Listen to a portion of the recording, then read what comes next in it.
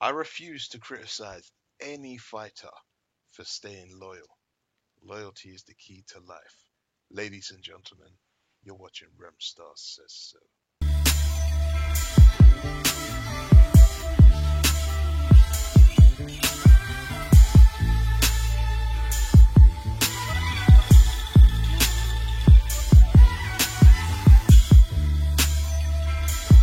Welcome back to the channel to all my subscribers, all my regular listeners. Thank you for coming back in to listen again. Please take this opportunity and hit subscribe, leave me a comment, hit like, share my video. Let's have a quick one and let's get into this one. Guys, in a world where people aren't loyal, there's a few fighters out there that stay loyal. I'm not going to criticize any of them. A lot of people are criticizing Deontay Wilder for turning down the DAZN deal. A lot of people criticize Billy Joe Saunders for staying loyal to Frank Warren instead of going over to DAZN, where most of the middleweights are sort of campaigning in Eddie Hearn and Oscar De La Hoya's camps. A lot of people have criticized Terence Crawford for staying loyal to Bob Arum. Loyalty is something that doesn't come very often in this world, especially within the sport of boxing. And when you see somebody who is loyal, do not criticize them for it.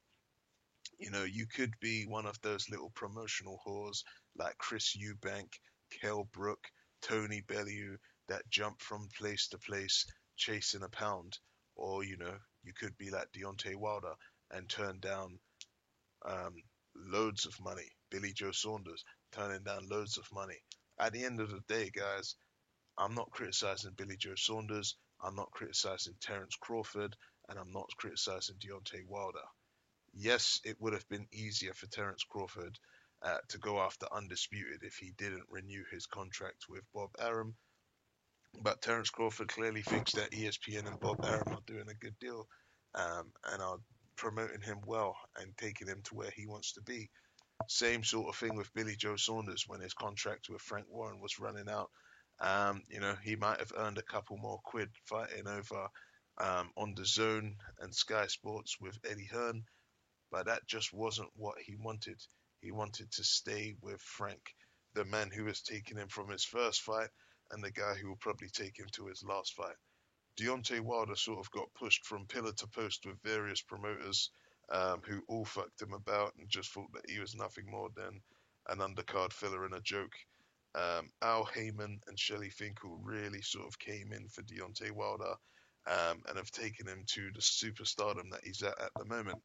Regardless how much you guys think that Deontay Wilder isn't known and isn't this and isn't that, ESPN recently done a poll of the most famous athletes based on a variety of algorithms, and Deontay Wilder came up as the most searched person on social media. This is a guy who Eddie Hearn 6 months ago was saying nobody knew, and now he's the most searched boxer in front of Anthony Joshua, in front of Tyson Fury, in front of Canelo Alvarez, in front of Manny Pacquiao. Deontay Wilder is ESPN's most searched boxer. If you think I'm lying, Google it. As I said, loyalty has taken people very far in life. Uh, you know, I cannot criticize anybody for staying loyal. Let's not forget, guys, Anthony Joshua was offered the opportunity to join Floyd Mayweather's Money Team promotional banner, and he decided to stay loyal to Matchroom and Eddie Hearn. And I don't remember any of you Matchroom fanboys criticizing AJ for not going over to TMT. At the end of the day, you should acknowledge and respect loyalty. You shouldn't be, you know, laughing at somebody for choosing not to be loyal. If you look at the whole Eddie Hearn and Sky Matchroom partnership, it all came because Sky Sports was not loyal to Frank Warren. They booted him out the back door, and Eddie Hearn, the young, fresh-faced boy, came in and took all the slots. Now, some people might say it's a match made in heaven. Some people might say that it's absolute bullshit. In my opinion, Eddie Hearn puts on some of the worst cards you've ever seen in your life. Just look at some of the Saturday night cards that you've been seeing. The head of Sky Sports has recently said he's not happy with the cards that are coming out of Matchroom. So, don't just take my word for it. Take Adam Smith's. He's the guy who runs the show.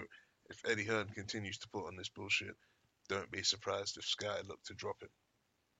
Anyway, guys, that's my take on it. What are your thoughts on people staying loyal for potentially less money or lesser fights?